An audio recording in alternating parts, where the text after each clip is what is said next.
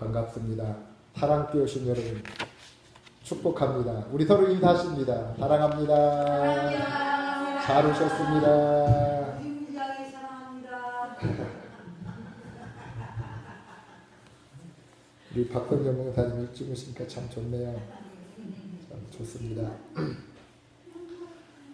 하나님 비밀 경륜에 대해서 계속 하는데 잠깐 말씀 나누시고 우리 기도하는 걸로 하시겠습니다. 오늘은 하나님의 생명에 대한 그 체험입니다. 하나님의 생명의 체험. 그 생명이란 무엇입니까? 그랬는데 생명을 정의하기가 참 어렵지만은 체험하는 것은 그리 어렵지 않습니다. 그랬습니다. 사람의 생명도 정의를 내리기는 어렵습니다. 사람의 생명도 정의를 내기는 어렵다. 의사도 또 무엇이 인간의 생명인지 말할 수 없다. 우리는 다만 인간의 생명이 사라질 때 생명을 압니다. 그랬습니다. 그렇다면 무엇이 하나님의 생명입니까? 첫째, 주님의 감동과 소원이 생명입니다. 그랬습니다. 주님의 감동과 소원이 생명이다. 참으로 말하기 어렵습니다. 우리에게 우리 안에 거하시는 하나님이 계신다면 하나님은 우리를 속에서부터 계속 통치하시고 친히 운행하시기 때문인 것입니다. 우리가 잘 아는 빌립보서 2장 13절 말씀, 너희 안에 행하시는 이는 하나님이시니 자기 기쁘신 뜻을 위하여 너희로 소원을 두고 행하게 하시나니 라고 말씀하고 있습니다. 우리의 생명이 되시는 하나님은 우리 안에서 행하시는 분이십니다. 하나님 자신이 기쁘시기 위해서 우리를 사용하신다는 것입니다. 우리 마음속에 소원을 두시고 우리 마음속에 감동 있게 하시고 우리로 하여금 행하게 하신다는 것입니다. 그러므로 우리 마음속에 소원을 잘 살피는 것이 중요하다 그랬습니다. 우리 마음속에 소원을 잘 살피는 것이 중요하다. 우리 마음속에 감동이 일어난 것을 잘 살펴야 합니다. 곧 우리 마음속에서 우러나온 소원과 감정을 잘 살피셔서 생명 되신 하나님 우리 안에서 일하시는 것을 우리는 알아야 될 줄 믿습니다. 당신이 아내로서 당신의 남편과 말다툼을 하고 있는 동안에 당신 안에 거하시는 하나님은 당신에게 멈추라고 말씀하실 것입니다. 거하시는 하나님이 이와 같이 항상 우리를 성가시게 하실 것입니다. 하나님이 우리 안에 생명으로 계시면 우리 중 대부분이 이러한 것을 경험하게 될 것입니다. 그렇습니다. 이것을 생명을 경험하게 될 것이라 말씀하고 있습니다. 우리가 이 경험하는 이것이 바로 생명입니다. 이 생명. 이 생명이 우리 안에 거하시는 하나님이시다 그랬어요. 하나님의 생명. 하나님의 생명은 우리 안에서 우리로 하여금 하나님을 나타내십니다. 아멘. 그렇습니다. 주 예수님이 하나님의 아들이심을 시인하는 자마다 하나님 안에 거하고 하나님은 그 안에 거하신다고 말씀하십니다. 그 말씀이 요한일서 4장 15절 말씀.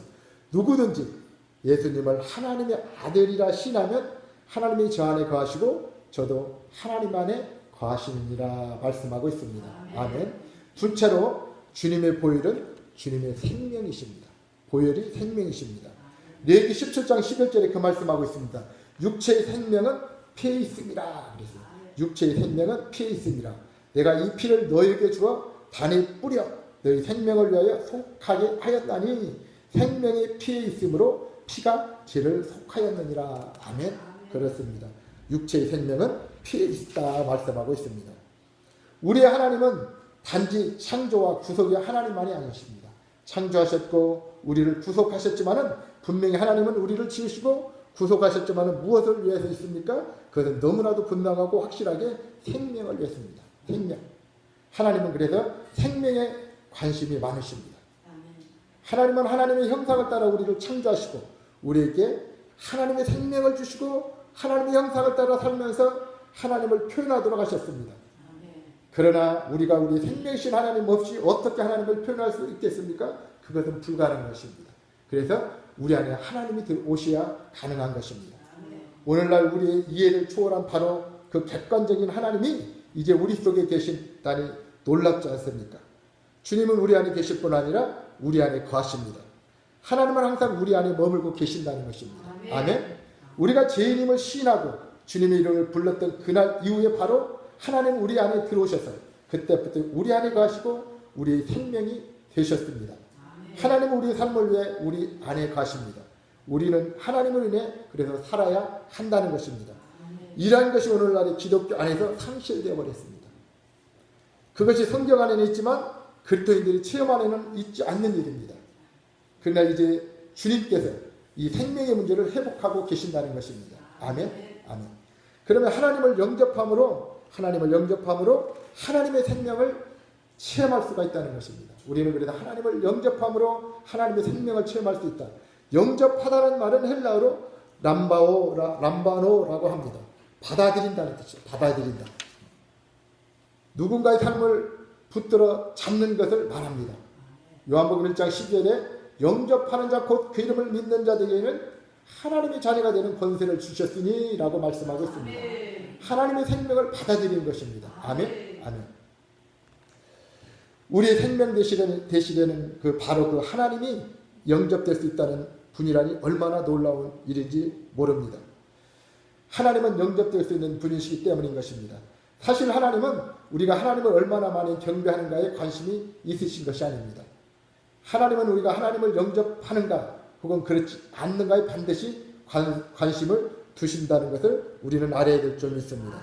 하나님을 우리가 드리는 경배보다 우리가 하나님을 영접하는 것이 그것에 더 관심이 있다라고 말씀하고 있습니다. 하나님께서는 날마다 하나님을 경배하는 수백만의 천사들이 있습니다. 하나님께서는 하나님께 경배하는 자들이 부족한 것이 아닙니다. 하나님은 하나님을 영접하는 자들이 더 필요한 것입니다. 아멘. 성경은 하나님을 영접하는 모든 자들에게 하나님의 자녀되는 권세를 주셨다라고 말씀하고 있습니다. 그러므로 하나님을 영접하는 일은 하나님과 사람과의 만남의 수단입니다. 접촉의 방법입니다. 라고 말씀하고 있습니다. 아멘. 아멘. 그렇습니다. 하나님의 생명을 영접함으로 하나님께로 태어난 제2의 탄생이 된 것입니다. 그렇습니다. 우리는 육신의 부모로 태어나서 사람의 생명으로 태어났지만은 하나님의 생명을 영접함으로 하나님께 태어난 사람은 제2의 탄생, 그것이 거듭났다 그러죠. 물과 성령으로 거듭났다라고 말씀하고 있습니다. 다음 구절은 영접하는 자들이 하나님께로 난 자들임을 성경은 말해줍니다. 요한복음 1장 13절에 이는 혈통으로나 육정으로나 사람의 뜻으로 나지 아니하고 오직 하나님께로도 난 자들이니라. 아멘. 그렇습니다. 우리 한 사람은 하나님이 부르셨고 하나님이 택하셨고 그래서 하나님을 받아들임으로 우리는 거듭났고 하나님께로 난 자들이 되었습니다. 아멘. 아멘. 하나님을 영접하는 자는 누구를 막론하고 하나님에게서 난 자들인 것입니다. 이것은 예도 비유도 아닌 하나의 사실이라는 것을 언급하는 것입니다. 그러면 하나님에게서 난다는 것은 무엇을 의미하는 것입니까?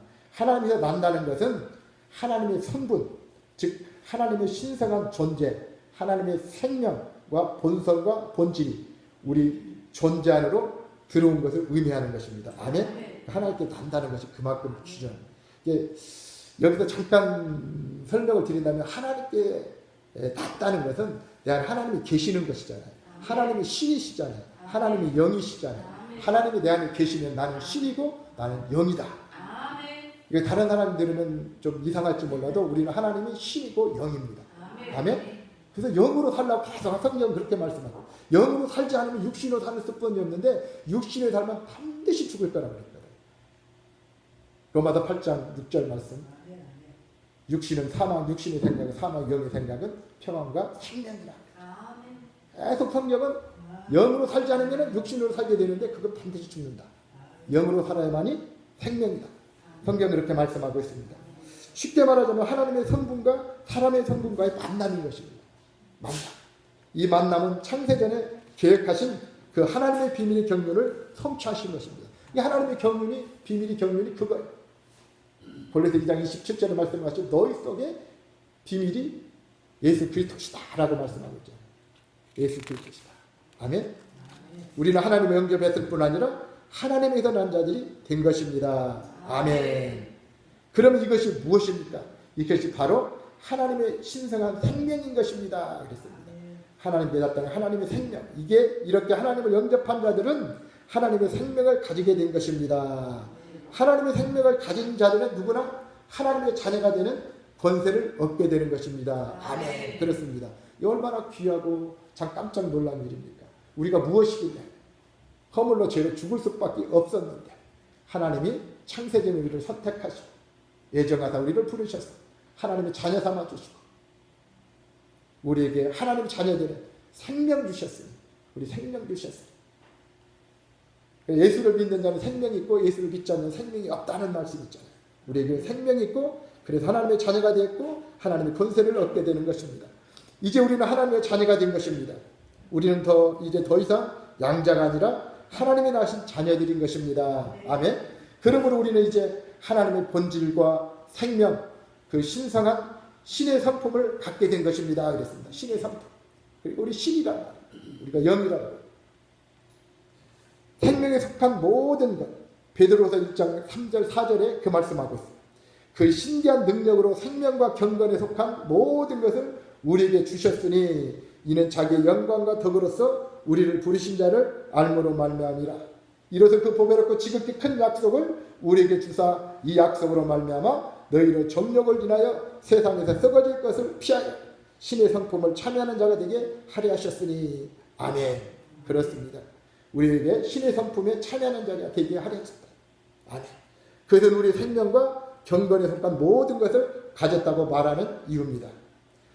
우리가 하나님을 영접할 때 하나님 생명에 속한 모든 것을 우리에게 주셨습니다. 아멘. 아멘. 우리가 주님 하나님 영접할 때 예수 믿을 때 하나님의 생명에 속한 모든 것을 우리에게 주셨습니다. 아멘.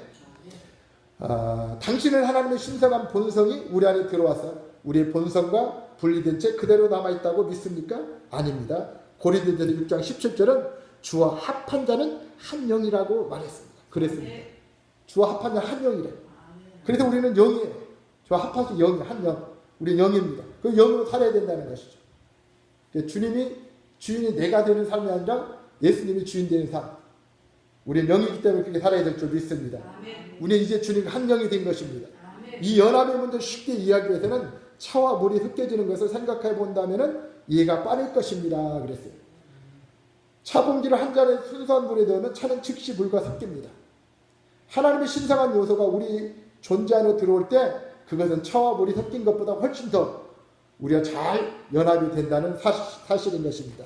이 신성한 인격은 우리 안에 녹아져서 바로 우리의 본성과 연합이 된 것입니다. 아멘. 아멘. 생명 안에 있는 두 법이 있습니다. 생명 안에는 두 법이 있습니다. 성경에 하나님은 두 가지 범주의 법을 가지십니다. 첫 번째는 문자로 기록된 법이었습니다. 곧 그 모세를 통해 이스라엘 백성에게 주신 십계명이죠. 율법. 두 번째는 생명의 법입니다. 이것이 로마서 8장 2절. 이는 그리스도 예수 안에는 생명의 성령의 법이 죄와 사망의 법이 해방하였음이라라고 말씀하고 있습니다. 아멘. 아멘. 하나님은 하나님의 백성들에게 그들과 새 언약을 세우겠다고 말씀하셨습니다. 이 법은 하나님 백성들 마음에 새겨진 법입니다. 히브리서 8장 10절에 이 말씀하십니다. 또 주께서 가라사대 그날 후에 내가 이스라엘 집으로 세울 언약이 이것이니 내 법을 저희 생각이 두고 저희 마음에 이것을 기록하리라. 나는 저희가 하나님이고 저희는 내 백성이 되리라. 아멘. 그렇습니다.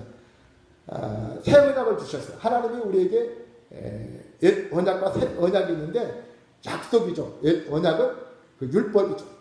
이스라엘 백성들에게 옛 언약을 주셨죠. 그 언약을 이스라엘 백성이 전혀 지킬 수가 없었죠. 한 사람도 누구나 지킬 수 없었어요. 그래서 하나님 우리에게 뭘 주셨어요? 새 언약을 주셨어요. 새 언약. 그것이 지금 봉독해드린 히브리서 8장 10절에 우리 생각에 두고 그 법을 생각에 두고 마음에 이것을 기록하였다라고 말씀하고 있습니다. 아멘. 첫 번째 문자로 기록된 이 법인 옛 언약은 문자로 두 돌비에 새겼던 십계명이 된 것이에요. 하지만 새 언약은 우리의 생각에 기록되어 있고 우리 마음에 새겨져 있습니다. 이것이 바로 생명의 법인 것입니다. 아멘. 그래서 우리는 새 언약으로 살아요. 새 언약. 영으로 생명으로 살아야 될 줄 믿습니다. 아멘. 하나님의 생명은 가르침이 아닙니다. 생명을 가르치고 배우는 거 아니다. 이 말씀이죠. 히브리서 8장 10절은 하나님이 하나님의 법을 우리의 생각에 기록하고 우리 마음에 새길 것을 해기실 것을 밝혔습니다. 이어서 그 다음 구절은 가르칠 필요가 없다고 말씀하신 것입니다. 히브리서 8장 11절에 또 각각 자기 나라 사람과 각각 자기 형제를 가르쳐 이르기를 주를 알라 하지 아니할 것은 저희가 작은 자로부터 큰 자까지 다 나를 알미라 그랬어요. 하나님의 생명 있는 자는 다 알게 돼 있어요. 만일 이것이 문자로 된 법이라면 반드시 우리에게는 우리를 가르칠 누군가가 필요한 것입니다. 그러나 생명의 법이 우리 안에 있는 이상 우리를 가르칠 어떤 사람도 필요치 않다. 이것이 이해가 되십니까? 이것이 요한일서 2장 27절에 그렇게 말씀하고 있어요. 너희는 주께 받은 바 기록된 기름 부음이 너희 안에 거하시나니 아무도 너희를 가르칠 필요가 없고 오직 그의 기름 부음이 모든 것을 너희에게 가르치며 또 참되고 거짓이 없으니 너희를 가르치신 그대로 주 안에 거하라. 아멘. 그러니까 성령 하는 기름 부음이 우리를 우리 안에 거하시고 우리를 가르친다 그랬어요. 그래서 아무도 우리를 가르칠 필요가 없다. 그래서 실질적으로 우리 안에 성령님이 계시면 내가 죽고 주님 안에 있으면 주님으로 살면은 주님이 우리의 모든 삶을 인도하실 것입니다. 생각나게 하실 거고 깨닫게 하실 거고 바르게 가시게 할 것이고 진정 주님으로만 살게 하실 것입니다. 아멘. 주님의 회복 안에서의 가르침은 주로 생명의 문제에 관한 것입니다. 우리는 생명에 관한 가르침이 필요합니다. 생명의 성령의 법이 있음을 분명히 말하는 구절이 있습니다. 로마서 8장 2절에 이는 그리스도 예수 안에 있는 생명의 성령의 법이 죄와 사망의 법에서 너를 해방하였으니라 라고 말씀하고 있습니다. 아멘. 아멘. 우리에게는 법이 있으며 이 법은 바로 신성한 생명과 본성입니다. 신성한 생명과 본성은 우리 속에 있는 생명의 법인 것입니다. 이 법을 생명의 성령의 법이라고 합니다. 그렇습니다. 어떤 종류의 생명이든 간에 거기는 반드시 법이 있다 말씀을 드릴 수 있습니다. 그렇습니다. 어떤 종류의 생명이든 거기는 법이 있습니다. 개에게는 지치라고 가르칠 필요가 없어요. 개에게는. 그렇죠? 이것을 가르칠 정도로 어리석은 사람은 한 사람도 없을 것입니다. 개의 본성 안에는 짖는 법이 있기 때문에 그런 것입니다. 아멘? 개는 그 본성대로 짖으면서 살아갑니다. 개에게 개의 생명과 본성이 있는 한 개는 반드시 짖을 것입니다. 개는 본성 안에 그 개의 법으로 인해 짖습니다. 개가 짖지 않기는 어려운 일입니다. 개 안에는 개를 통치하는 법이 존재하기 때문인 것입니다. 이 법의 통치를 받는 것이 본성인 것입니다. 그랬습니다. 한 가지 더 말씀드린다면 복숭아 나무 예를 생각해 봅시다. 농부는 복숭아 나무에게 복숭아를 열도록 가르치기를 결코 시도하지 않는다는 것입니다. 그는 다만 나무에 물을 줄 것이고 나무는 자라나 어느 시기가 지나면은 복숭아 열매를 맺는다는 것입니다. 복숭아 열매를 맺는 것은 복숭아 나무의 본성의 법입니다. 복숭아 나무는 복숭아의 생명이 있기 때문에 반드시 복숭아들을 산출하게 되는 것입니다. 이 나무 속에 있는 복숭아의 법은 크기까지도 항상 통제하고 있다는 것입니다. 그래서 생명이 있다면 본성이 있고 본성이 있다면 반드시 생명의 법이 있다는 것입니다. 아멘. 하나님의 신성한 생명은 우리 안에 있고 이 신성한 생명에는 신성한 본성이 있습니다. 신성한 본성 안에는 생명의 법이 있고 이것은 우리 안에 있는 생명의 성령의 법인 것입니다. 아멘. 그렇습니다. 우리가 잘 아는 에베소 4장 17절 18절 말씀 한번 읽어드립니다. 거기에는 우리가 이방인들을 행함과 같이 행해서는 안 되는데 왜 이방인들 같이 행하는 이유가 뭡니까? 그것은 하나님의 생명에서 떠나 있기 때문이라고 말씀하고 있습니다. 그러므로 내가 이것을 말하며 주 안에서 증거하노니 이제부터는 이방인이 그 마음에 허망한 것을 행한 같이 너희는 행하지 말라. 저희 총명이 어두워지고 저희 가운데 있는 무지함과 저희 마음이 굳어짐으로 말미암아 하나님의 생명에서 떠나 있도다 그랬습니다. 아멘. 아멘. 그렇습니다. 이방인들은 하나님이 안 계시잖아요. 그래서 그 안에 생명이 없고 결국 허망한 마음뿐이다 라는 것입니다. 이방인들은 종교나 성경의 가르침이나 교리들에서가 아니라 그들은 하나님의 생명에서 떠나 있습니다.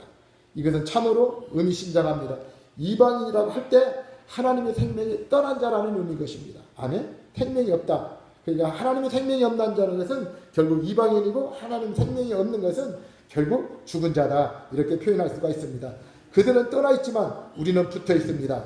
하나님의 생명에 붙어 있는 자는 본 자손들이지만 생명에서 떠나 있으면 이방인인 것입니다. 그러므로 이방인들은 하나님의 생명에서 떠나 있는 상태에서 행하고 살지만 우리 믿는 이들은 하나님의 생명이 붙어 있는 상태에서 행하며 살아간다는 것입니다. 아멘. 아멘.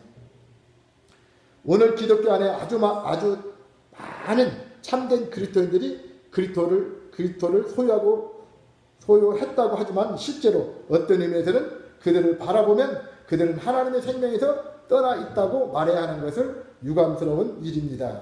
그들은 그들 속에 계신 하나님을 인식하지 못하고 있기 때문인 것입니다. 그들은 하나님의 창조와 구속의 하나님으로서 하늘에 멀리 떨어져 계신다고 생각합니다. 그들은 이제 그들의 하나님이 그들 속에 생명이심을 결코 깨닫지 못합니다. 그랬습니다. 이것이 오늘날 주님이 회복에 있어서 그 무엇보다도 먼저 생명의 문제를 회복해야 하는 이유인 것입니다. 나는 주님의 회복 안에 있는 우리가 모두 우리에게 창조와 구속의 하나님뿐 아니라 생명의 하나님이 계심을 깨닫기 바랍니다. 하나님은 우리 생명이시기 때문입니다. 우리는 하나님의 본성과 본질을 갖고 있으며 또한 우리가 하나님 안에 가고 살고 있는 바와 같이 우리 안에 있는 생명의 법도 가지고 있습니다. 하나님이 이제 우리 안에 가시며 또한 우리 안에 살아 계십니다. 아멘. 마지막으로 고린도후서 13장 5절에 그 말씀하고 있습니다. 너희가 믿음이 있는가 너희 자신을 시험하고 너희 자신을 확증하라. 예수 그리스도께서 너희 안에 계신 줄 너희가 스스로 알지 못하느냐? 그렇지 않으면 너희에게 버리운 자니라 라고 말씀하고 있습니다. 그렇습니다. 하나님, 예수님, 말씀, 생명, 영은 같은 의미입니다. 그래서 생명이 없다면 예수님이 안 계신다는 거예요. 그래서 고린도 13장 5절에 말씀하시면 너희 안에 믿음 있는가 시험하고 확증해봐라. 너희 안에 예수가 없으면 너희는 버리운 자라고 말씀하신 거예요. 그러니까 너희 안에 생명이 없으면, 너희 안에 말씀이 없으면, 너희 안에 영이 없으면 너희는 버리운 자다. 그랬어요. 아멘? 그렇습니다. 우리는 오직 내 안에 나는 죽고 주님으로 산 저와 여러분이 되어야 될 줄 믿습니다. 성경은 전체가 주어가 예수 그리스도를 말씀하고 있습니다. 예수로 살으라는 것입니다. 너로 살지 말고 주님으로 살으라. 그러면 나로 주님으로 살려면 결국 나는 죽어야 된다는 것입니다. 내 자아가, 내 사람이, 내 성품이 죽지 않고는 주님으로 살 수가 없습니다. 성경은 그걸 말씀하고 있습니다. 그러니까 신앙의 본질이라면, 신앙의 어떤 기본이라면 이것입니다. 내가 죽어야 되는 것입니다. 근데 이 제한은 참 끈질깁니다. 이게 참 쉽지가 않습니다. 주님이 은혜 가지고는 안 되는 거예요. 내가 힘수가 있어서 될 것 같으면 주님이 십자가에 와서 십자가에서 돌아가실 일도 없어요. 그러니까 우리는 애통하는 마음 가지고 날마다 그 생명 대신 하나님의 말씀으로 채우는 저와 여러분이 되어야 될 줄 믿습니다. 말씀이 빛이고 생명이라고 했어요. 말씀이 들어오면 어둠은 사라지고 소멸될 줄 믿습니다. 그래서 날마다 말씀을 가까이 하고 말씀을 묵상하고 지키는 자가 복이 있다고 말씀한 거예요. 요한계시록 1장 3절에도 마지막 때는 하나님의 말씀을 듣고 읽고 지키는 자가 복이 있다. 그래서 말씀을 날마다 묵상하고 말씀 가운데 거하는 저와 여러분이 되어야 될 줄 믿습니다. 그랬을 때 내가 죽고 주님으로 살 수 있는 것. 오직 주님 은혜만이. 그러니까 내가 지금 생각해보면은 내가 지금 죽으면 천국 갈 수 없다. 내가 지금 죽으면 지옥 갈 수뿐이 없을까라는 걸 철저히 느껴지는 사람만이 이 회개가 가능한 거예요. 지금 내가 천국 갈 수 있다고 내가 바로 서 있다고 그럼 회개 안 되는 거예요. 아직 그 사람은 나는 신앙생활로 교회 나와서 예배 드리고 나는 하나님의 자녀 됐으니까 구원 받았다고 한다면은 아직 옛사람 처리되지 않고 구원받지 못한다. 아직 신앙의 어떤 그 기본, 어떤 자세가 안 된 거예요. 내가 죽으려고 생각하지도 않은 거예요. 내가 죽음이 뭔지도 모르는 거예요. 다시 생각해보세요. 내가 신앙생활하면서 진정 내가 죽지 않고 신앙생활을 하는 것은 결국 육신으로 하는 거라니까. 육신으로. 다 내 생각, 내 방법으로, 내 목적으로 하는 거라고. 그렇다면 이것이 처리됐고 다루어지지 않고는 안 되는 거예요. 제가 그러는 거죠. 지금 그래서 제가 이걸 알고는 과연 이거 내가 뭘 어떻게 해야 되는지를 가슴을 친다. 가슴을 친다. 내가 지금 회개 중에 있는데 회개가 안 됐단 말이야. 내가 죽지 않았단 말이야. 아침에 우리 집사람이 그러더라고. 나는 단단한 게 있다고 그러더라고. 아직 자아가 그렇게 있다고 그래서 내가 깜짝 놀랐어. 그렇구나. 아직 내가 있구나. 내가 지금 죽으면 지옥 가겠구나. 내가 지금. 이랬을 때 주님, 나는 주님 안에는 안 됩니다. 주님만 붙잡을 수 뿐이에요. 다른 어떤 것도 잡을 수가 없는 거예요. 어떤 것도. 지금 내가 죽으면 천국 갈 수 있다고 하는 것은 회개하고 싶은 마음이 없는 거예요. 회개하고 싶은 마음. 내가 회개해. 내가 첫째 죽지 않고는 안 돼. 누구나 마찬가지. 그래서 우리 예수 사람들은 이거 잡았어요.